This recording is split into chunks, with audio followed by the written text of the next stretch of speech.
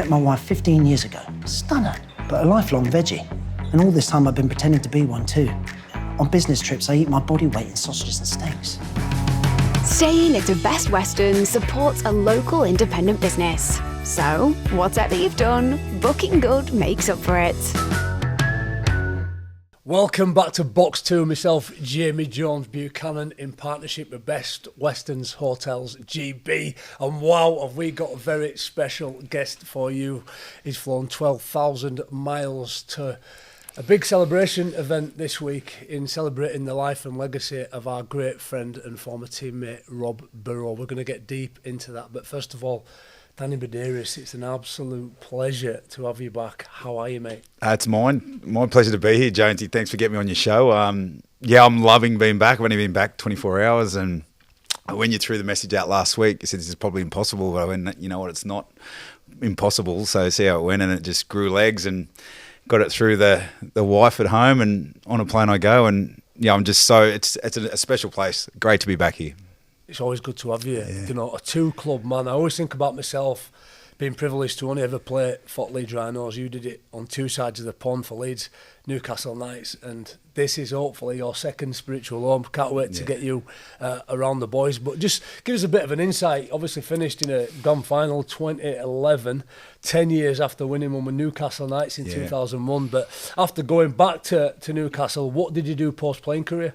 Yeah, I went back, sort of reintroduced myself back into the rugby league community, I guess. And look, I was happy to stay here. I was only coming for 3 years and an opportunity to stay for 5. But at the same time, Wayne Bennett rang up and said, come back and finish where you started. And it did become pretty attractive to me to come back, because I probably left with a few chapters to sort of close. And so I did. I went back, and thankful to Gary and the Rhinos to make that happen. And I went back and finished off 2 years there.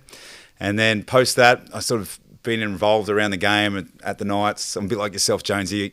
I'll do anything for my club. You know, I'm pretty loyal to a club, and I can see you're the same with the Rhinos, and that's why it's got a special place in your heart. And the same with the Knights for me. And, you know, I did pretty much everything from coaching. I did an interim coach. I had 6 games as well. I'm doing leadership there at the moment. I was general manager for a while, which is a bit of a wild ride through the COVID period. And, so I'm doing some leadership and some mental skills at the moment for the new generation, next generation of kids, and really enjoying my time. But, rugby league is something pretty special. You think you're going to get away from it and do something different, but it just pulls you back. It's like a vortex. You go, I don't want to get out of it, because it's a judge. Every week you've got to get up for something. You've got to get up for a win, and you've got to get up to perform, and there's something special about that.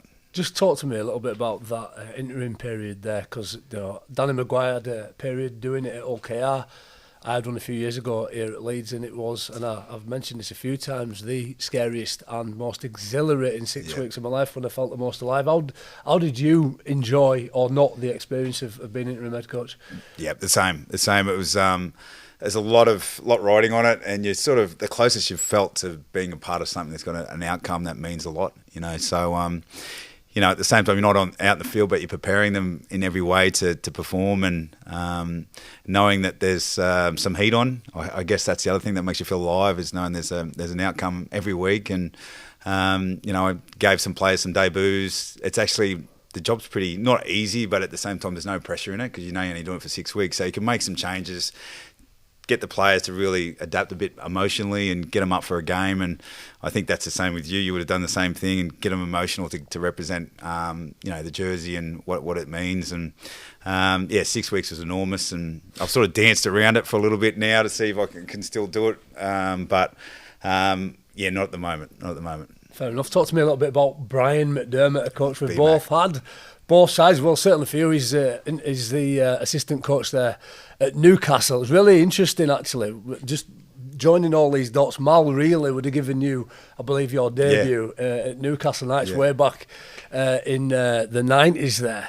And if I understand it right, he was the last Englishman to hold an head coaching position over in the NRL. But just jumping back, Brian McDermott, how is he progressing? Yeah, it's so good to have the BMAC there.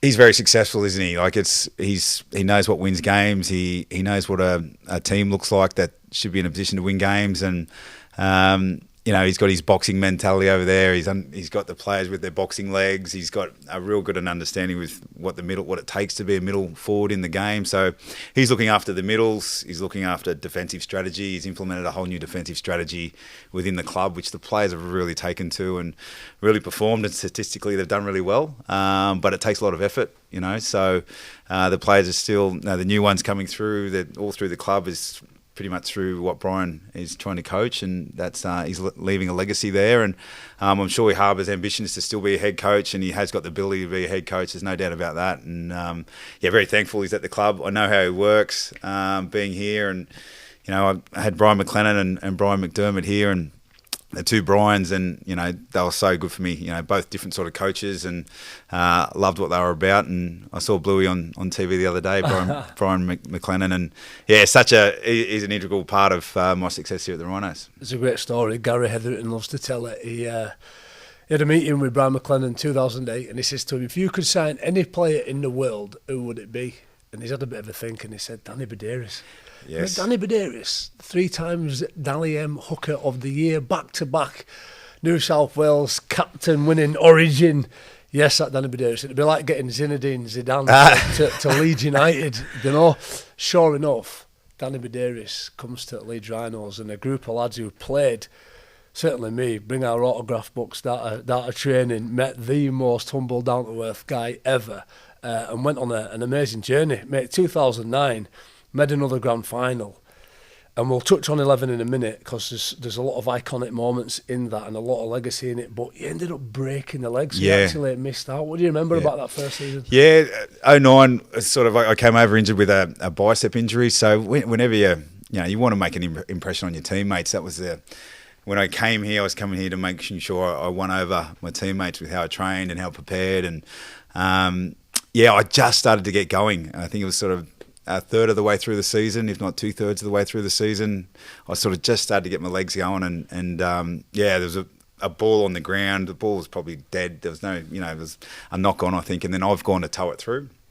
And I think Andy Coley from Wigan jumped on at the same time. So I've broken my leg before. I knew that is what it felt like, but thank God the club had Disco there. Disco, with his testimonial year, and to see him lift that trophy was pretty special, and really it put things right for the club there. I think having an experienced player like Disco, and what you guys did to go on and win that, and I thought that might have been my chance, slipped by, but I'm very, very grateful and lucky enough to feature in one a couple of years later in 2011. A lot of selfless moments, and again, you as a leader, obviously missing out, still very much a part of that squad, helping everybody to prepare.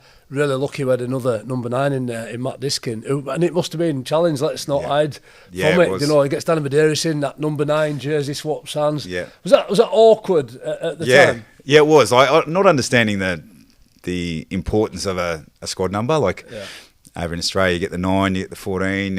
It doesn't matter where you are on the field. But Disco with his testimonial, the last thing I wanted to do was have the 9 jersey in that year. And I asked Gary, I said, "Mate, give me my age. I don't care, 31 or whatever it was." And he said, "Well, we can't do that at the moment." So I went to every event that I could for the testimonials. We don't have them in Australia, and I thought that was just a fantastic way to get your club together, get your fans together, and celebrate someone's career. And it was a really cool year for that year for Disco. And I understand what the importance of a squad number is after that year, put it that way.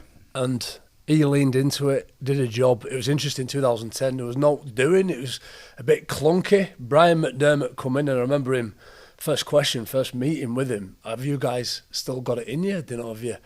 And obviously we did. He went on and did some great things after that. And at the time, I remember being a bit angry. Yeah. Are you having a laugh? And interestingly, 2011, quite clunky as well. Ended up finishing 5th. Warrington Wolves smashed it that year. I think they scored 1,000 points plus 700 and odd points difference. Right at the top of the league. If you remember, it was a club call, so they picked us to play. Yep. And then you've got a load of angry old heads with a lot of experience, and went to Warrington in that semi-final, got the win. Rob Burrow playing a big part in that, especially off a Webby break, and he was outstanding. Somebody else who went through a bit of a period as well, because you had Magsy, you had Kev, 6 and 7, and Rob coming off the bench. But what do you remember about that playoff series? Because it was one, when you look back, there were lots of little special moments that ultimately created that history, wasn't it? Yeah, I've been in a position in 01 at the Knights where we probably didn't have the greatest year, but we had a lot of momentum going into the final part of the season, and I felt that Leeds year. I thought if we could just get into a position where everyone was healthy, everyone was ready to, because we've got some really good players, some great players. The biggest reason I came to the Rhinos was to play with some of those players that I respected, from JP to Kev to Mags to Rob to you, Bales. I played against Bales, Ryan Bailey, so many times. Awful to play against, but when he was in our team, let's go Bales. You could wind him up, and he was unreal. Brett Delaney, Webby, the list keep going on and on and on, and very, very grateful to be a part of that. But yeah, we just knew that we could get into a position where we could fight for what we're about, and we had an identity back then that we did it the hard way. The Leeds did it the hard way, from whether or not it was penalties, sin bins, knock-ons, vital moments of the games where we probably could have done it better. But we just knew we had a fighting spirit and an understanding of an identity of, I think JP drove that, and I'd always get changed next to him, and I always remembered him just put the boots on and go, right, they're having it today. They are having it today. Pull his boots up and just do that. And that was pretty much a warm-up for JP. And I just thought, that's the man I want to follow. Those moments when players get off the deck and come swinging. And 10 years before, I remember that Parramatta team had finished top of the league. I think they won 20 out of 26 games. They'd scored about 800 points in all that year. Overwhelming favourites. You come out 24-0, I think it was, that first half, thinking, wow, Newcastle are on it here. It ended up being a bit close at the end. But then we overcome Warrington in 2011, semi-final, met it grand final, and then, as you can imagine, that iconic try scored by Rob Burrow has been played again and again for all the right reasons. You could pick each second of that apart. Brett Delaney carries the ball, he's going, buries his nose right up the middle. You end up at dummy half, and you remember what about the next few moments? Yeah, it's a special, iconic moment that in not just for the Rhinos for the game. I think it's one of those parts you'd watch back over and over. And the game needed a game breaker. It needed something to break it open. And you could see the way I passed the ball. I was gone. Everyone was gone. Everyone was out on their feet. And the game was going through a period where you used to get to that point to come back with that shape, but that wasn't probably Rob's strength. He was a player that was just always at you, going at you. And I think in today's game, his whole style of play would go to another level, because that's probably the game at the moment, just going at you instead of getting to points to do that. And that's what he did. I don't think anyone could catch him, I should say, because he was just gone. He was gone, he was out. The next thing he's ducking and weaving, bouncing, and that step that he put on. And, always the first man to get to anyone that scored a try is Mags, because Mags is probably the best support player I've ever played with, and and even he couldn't catch him. So iconic moment. It was a bit of a field of dreams moment for everyone just to see that, and from where we were sitting, Jonesy, or standing, obviously I was just watching that from a really good view, and that big reason I'm here today is just because someone that created that moment and shared that moment with so many people, players, fans of the game, and that's a big reason why I'm here this weekend. Amen. And we'll chat about that. Yeah. I keep reflecting, looking back, and on the field at the time, there's you, there's Rob, there's Kev, there's Magsy. So that spine, Kev must have been playing in the middle, and it had been fairly rare, that moment. And for Rob to be in that situation and take it on, only Rob could do what he did. I seen a quote recently that stuck with me, and it said, luck is when preparation meets opportunity. And I thought, wow, when you're always prepared in life or going through learning experiences, when opportunities present themselves, you usually come out on the right end of them. And it's interesting to me that I reflect sometimes on my career and go, oh, so lucky to be a part of that, or so lucky to achieve this. But then when I think about the people that I went on that journey and the lessons that I learned daily, you think it's no surprise that when opportunities presented themselves, good things happened. And I wanted to dial into two players, and they were both number 7 at both your clubs there. One of them being Andrew Johns, who could arguably one of the greatest players of all time, and the other being Rob Burrow, who to us at the Leeds Rhinos is the greatest of all time. Just reflect on some of your memories. We're not making any comparisons here, by the way, but two distinct, unique human beings who would have influenced you immensely. Yeah, we definitely can make comparisons around the jersey and what it is. The 7, I feel, is the the identity and reflects the character of your team. Yeah. Whoever wears the 7, and that's what they're about. Grit, they're a fighter, what they like under pressure. I think you need a 7 that really stands up in those moments, and both those players do and did. And a lot of their moments that I've been a part of, and I was very lucky to be able to throw the ball to them 100 times a game, and just to see what they can do. And the reflection of your team was your 7. And you look at quarterbacks in the NFL, you look at anyone that touches the ball most and makes the most plays and makes the most decisions for your team, their personality reflects your team. Being a number 9, and I know you're a very humble guy, you would have been one of the best 9s to have graced the NRL, if not the game. And you would have had, like you said there, 100 times a game maybe throwing that ball to certain individuals. Yeah. What is it about being in a moment in some of those high-pressure games when you've got to make the right, not just the decision, but then the execution to get the ball in the way that Danny Buderus used to do, have it on the money so that those players can make the most of the opportunities? Yeah, I learned from a young age, especially with Andrew, if you did not get the ball where it had to get to, he'd throw it back at you. And if you threw it, that was training. And he goes, mate, I don't want it here, I want it here. And so I understood that, right, I've got to be better. If I'm throwing the ball to an immortal of the game, I've got to be better. My standards have to be a lot better because he deserves to get the ball where it should get to. And I had that with Rob, I had that with Kev, had that with Mags. And going back to that 2011 game, like, I want to talk about moments. Kev's kicking game, being in the game now as a coach, you understand how important the kicking game is, and he kicked so well that night, to the point where he kicked that well that the ball stopped so many times within the 10-15 metre box because of his real smarts around how to kick the footy. And they're the moments of the players and the moments of the games that really mean a lot, and that's how you can win. And that's really special from my point of view. I get to just throw the ball there, but then I can just chase, and I get a whole another perspective of what wins footy matches from a number 9 position. Being a leader as well, number 9 is a craft within itself. Leadership is a different one. But it's so important in a game like rugby league. We can talk about tactics and the technical side of the game, the skill. Yep. But actually leading a group of men to play what is a gladiatorial, difficult game where you're always recovering from those anti-inflammatory responses because you're in a fight every single week. Being able to lead guys for the course of a full season is really important. We had people like Kylie, and then we had your JPs, your Danny Maguires, Kevin Sinfield, like a fish in a very special pond, and you don't always know you're in it until you're out of it. Talk to me about leadership on reflection, Danny. What's important? People like Brian McDermott, great leaders. Yeah. What's important about leaders within the context of a rugby team, a rugby club?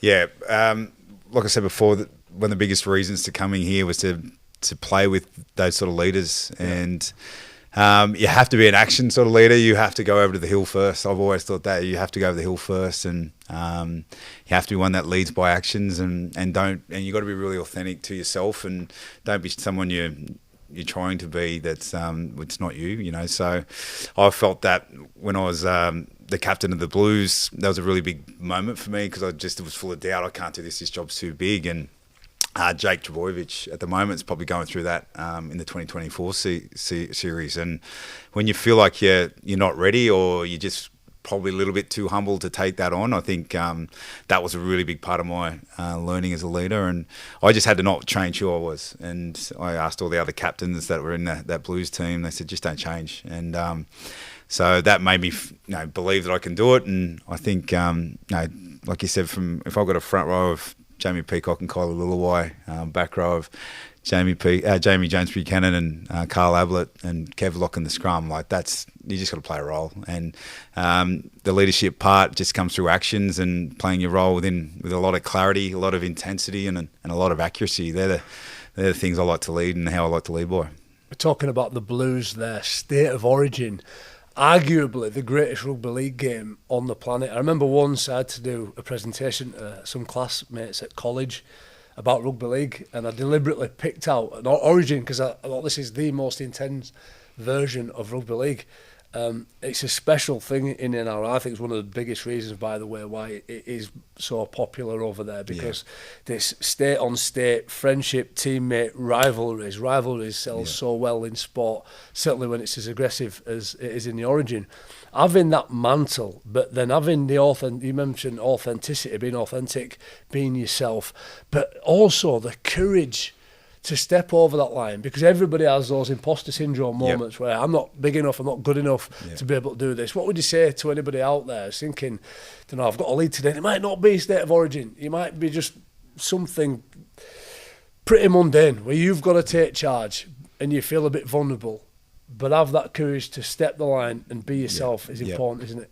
Yeah, it's going back to Origin, it's best of friends, worst of enemies. And that's once you go over that line, and that's where people go, hang on, isn't he your teammate? You go, but he's playing in a different jersey, a different colour. And we're very privileged to have that concept in our game in Australia, is that the Origin. And I think the biggest thing for any leader is to work out who they are and what sort of purpose they want to be. And that's what we both miss probably about rugby league at the moment. Every weekend we went for something. And I talk to my wife about it now. She goes, when you're post-retirement, is what are you going for? What are you going to get? What are you going to go after? And I think when you're playing, you go after winning, you go after relationships, you're going after respect, you're going after all sorts of things. And I think that's something as a leader in anything you need to do is, right, who are you? What are you going to do? And what are you going to do about it? And it's tough when you're doing that for a career and to go into the world of the real world, I guess, of working 40-hour weeks and different things. But we spoke about it before, about you get feedback constantly in rugby league, and I guess and you get told you need to be better in a lot of different areas, and that could be as a leader, it could be as a friend, it could be anything. But if you take it the right way, I think that's part of leadership. If you can take some feedback the right way and really exercise that and action it, I think you go in the right direction. Giving and taking feedback, real skill. I read recently as well, it takes 3 years to learn how to speak and 60 years to learn how to listen. I love listening. Yeah. Not just to the words, but what those words mean and how they're being received in different sets of ears. Just on that, one thing I learned from Kev was that good leaders create good leaders. And I just want to dive into Rob Burrow. I used that word courage, leaning into it deliberately, because for me that's the big lesson that I learned from Rob. Courageous in his playing career, very small in stature, had a lot of doubt as a youngster that he'd never be able to play professional rugby league, proved everybody wrong, and not just proved them wrong, he excelled, he was world class because of his size. He was a courageous man. You've flown 12,000 miles to celebrate the life and legacy of Rob Burrow. He was a special human being, Danny, wasn't he? Yeah, he was. So the testimonial game that I saw back in 2018, I think it was, I've never seen like that. From my point of view, from sitting in Australia, just watching you guys come together as a band of brothers to say farewell in that situation, that scenario, I felt if ever I get an opportunity to be a part of anything, I'd love to have been putting the boots on, but tomorrow night. But if anyone I can come and attend and to be a part of something to show what he meant to me, I'll do it. And that's, like you said, last week you texted me and I said, right, I'm doing it. So I just had to make sure that all my boxes were ticked at home to make it happen, but I just couldn't get on the plane fast enough. And really excited to be a part of tomorrow night here at Headingley and to see the same faces that I used to experience a lot of fun times with. And and Rob was all fun. His whole body and everything was about him was fun. And if you weren't having fun with Rob, you need to probably go find another team. And he was someone, we were always team Rob, and how he made that dressing room come together, and how he's made the community come together. He's had the M&D community and what people are doing for him, what Kev's done for him. It just shows you what sort of person he was and what he's done for us over the years. And the thing, what would probably happen was he would do the same to anyone else in reverse. If someone was going through this, he'd be the first person to be there, and I guess fly the flag for you. So he's a special man, and nothing that I'm saying today hasn't been said before. But I'm just so delighted that I got to experience a little bit of time, and so wanted to say that I was a Rhino with Rob Burrow. And we can understand, having been a part of that life, that journey with him. His life living so publicly with motor neuron disease has a lot of people understandably live it quite privately, meant that it did shine that light on it, and there's a lot of money and awareness being raised. I believe that cure, that treatment, that support for carers will come quicker, faster, more efficiently because of what Rob's done, which is what made him a hero. But again, that courage and the ability to live it so publicly is again another one of those lessons that has been left for me in having that courage. Somebody said to me as well recently, it's hard to feel sadness when you've got so much gratitude in your heart. And, you know, the gratitude I've got for Rob, for people like yourself, those journeys. But just internationally, watching it unfold from overseas, I imagine it wouldn't be surprising, having known him, that there was so much reciprocated love that come back off the back of the last few weeks since Rob's passing, because he had that much of an effect on the people that he came across. Yeah, he made you connect straight away, and he had that sort of identity that you want to be a part of. You know, you want to be there with him, you want to help him, you make sure you cuddle him. I'm going to look after him, but he didn't need looking after. He, you know, defensively, I just remember so many times so many teams would try and spot him up as a half, and next thing they'd end up on their back, and you know, but you always were there for Rob, and you know, I think everyone could relate to that everyone would love a friend like Rob, everyone would love a friend like Kev, but they're the flagships, but there's just so much of friendship around them that makes them who they are and what they were, and the support that both those guys have got through rugby league, through their families, through what this great game gives us is, you know, what everyone can connect with. So there's nothing like Leeds as a city, and especially when especially all the older Rhinos get together to support something. There's nothing like it.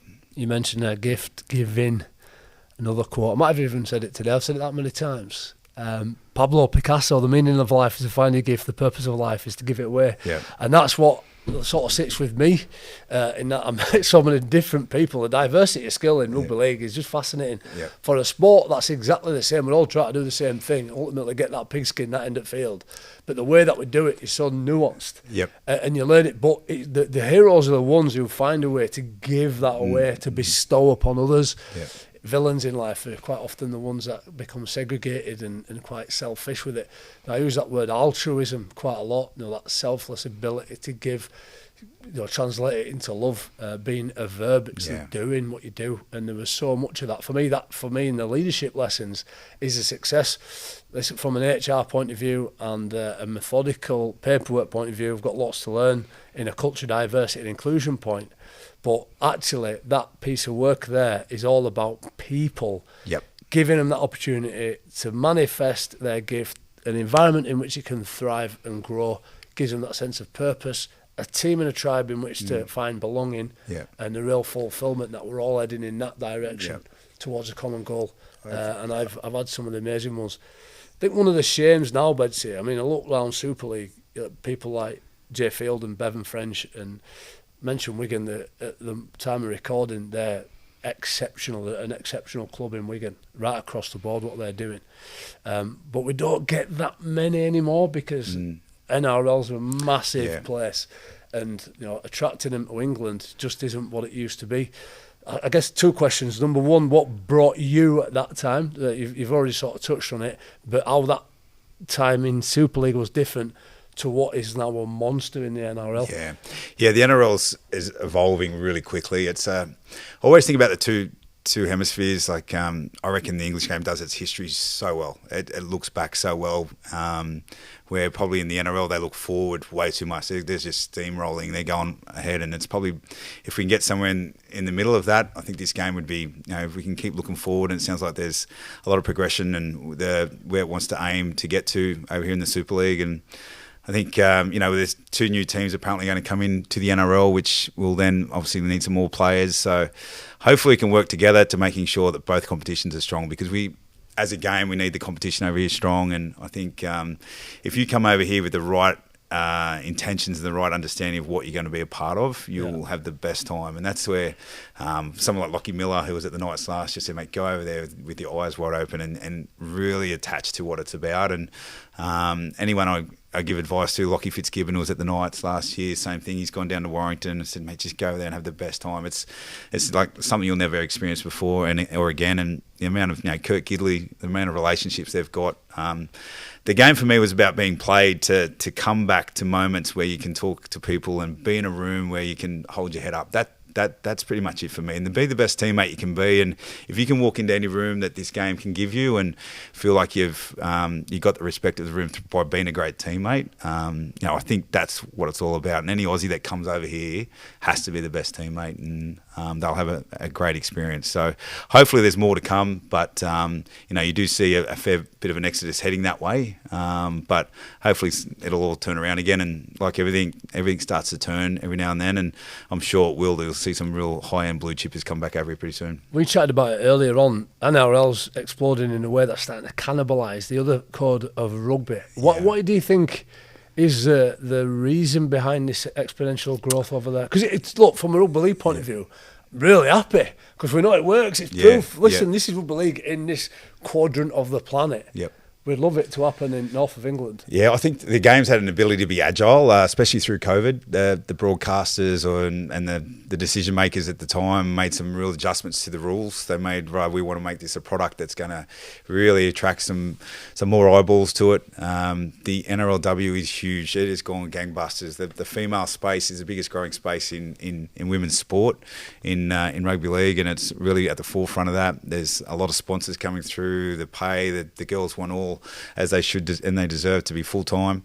That's not far off. That's only around the corner, and they're looking at 10 teams pretty soon. And so that space is huge. And for our game, an inclusive game like it is, it's just heading in the right direction.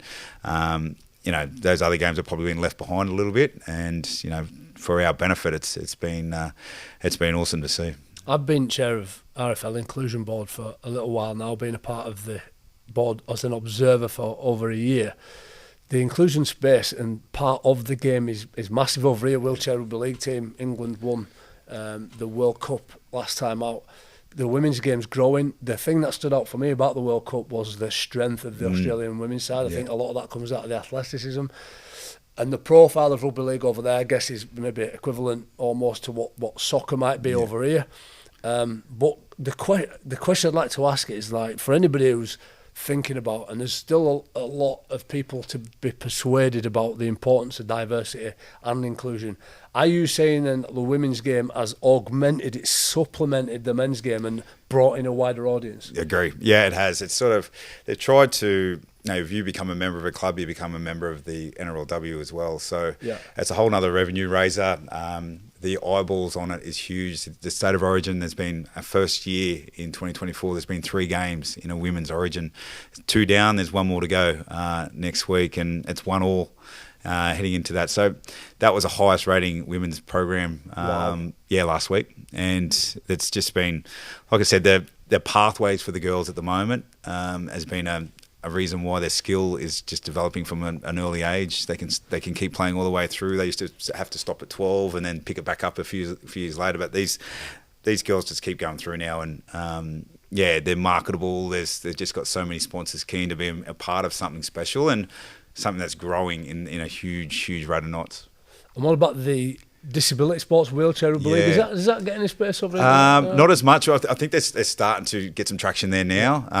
But like those other two, the NRL and the NRLW, are big beasts. But I reckon that's coming, the next one through. And there's a lot of people that are keen to be involved in how that should work, and in the disability space, but also in the wheelchair rugby. So, watch this space, I reckon.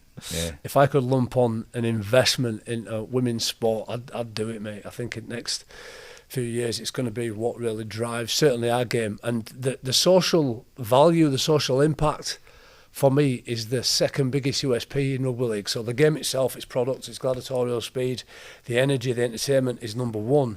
But the way that it still engages with like this working class community, certainly over here, I think Rob's legacy is complete evidence of that. What him and the work him and Kev have done, encapsulated the hearts and minds of not just a nation, international. Some of the messages that have come in from all kinds of profiles shows that rugby league is still rooted in its very core of existence, isn't it? Yeah, it's global. Like I think that one of the arts that has lost a bit in our game at times is storytelling, and this is a story. This is a story that is like it's an amazing story that we've all been lucky enough to just sit by and watch it go through, and and it's still got so many chapters to write. That's the other thing. Like, I don't think this story will ever end, but it's reading that you just cannot. It's so emotional. You just can't stop reading it and being a part of it and seeing it and watching it, because it means so much to so many people. So yeah, storytelling, and it's just unfolding in front of our eyes. There's so much great work being done, and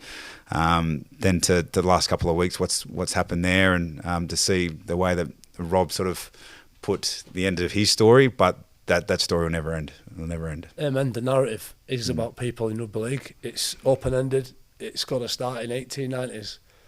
And it hasn't got to finish yet, God willing, not for many years. And there's a multitude of vertical stories that come out of that. I think Rob and Kev's story is the biggest, certainly Rob Burrow.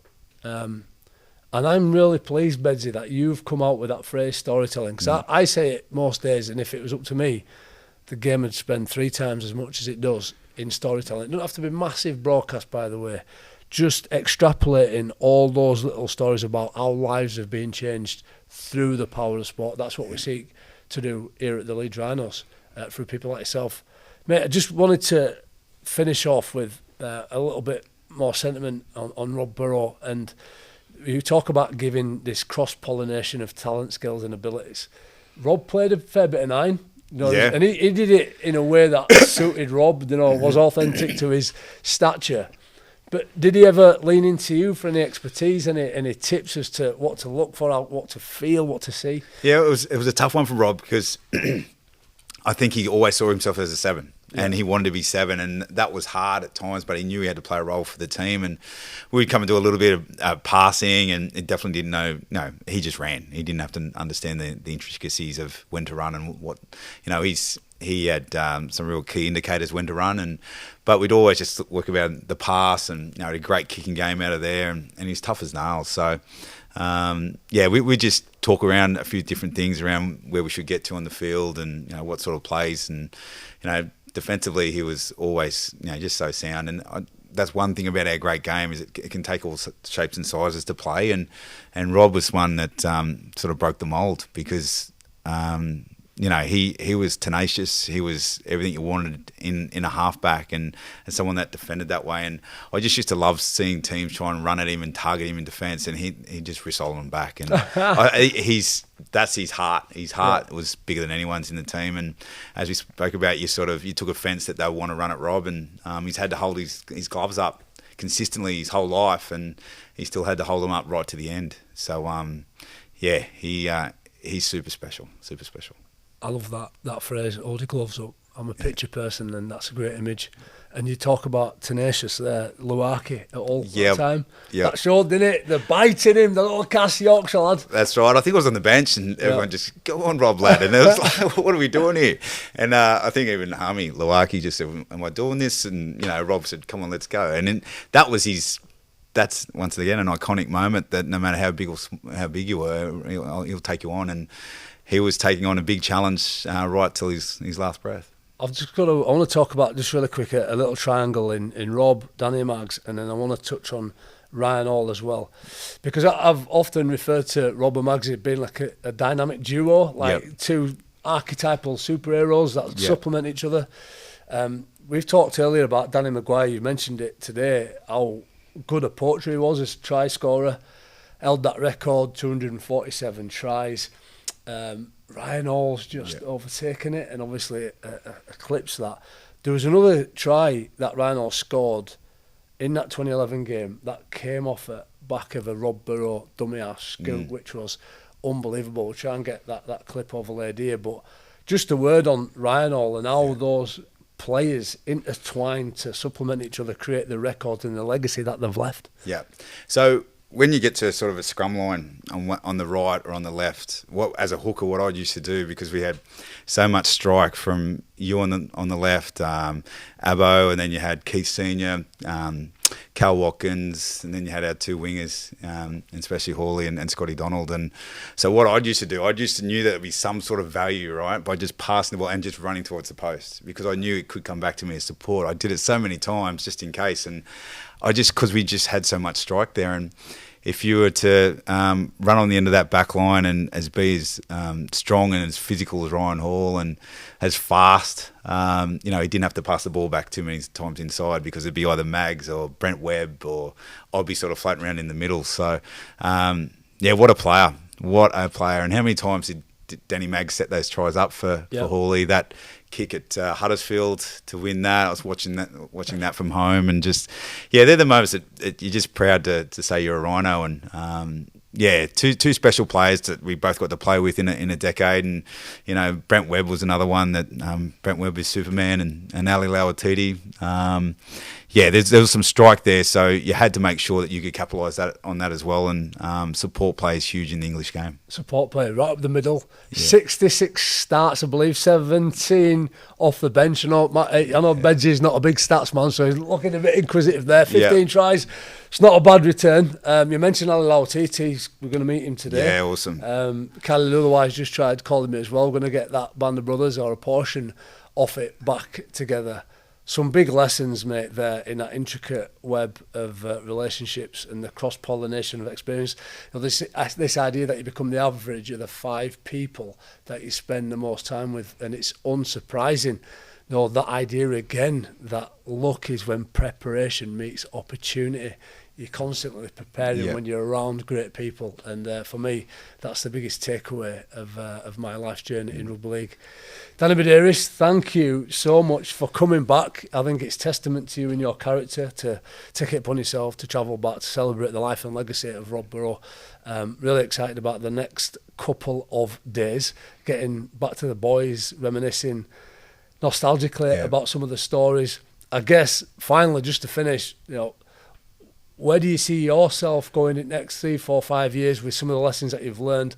Where's Danny Buderus heading? What's your next destination? Yeah, mate, firstly, the first thing I did when I got to the Rhinos, you took me out for breakfast. I don't know if you remember, with Kev and Chris Gibson. We went to Starbucks of all places and had a coffee, which is awesome. And then today I was sitting having breakfast with you when I come back, and straight away I felt home again. So that's where you play the game. The sport for me is all about that, is connections and relationships, and that's really special this morning to share brekkie with you. But for me, the next few years, I've danced around the coaching part a fair bit.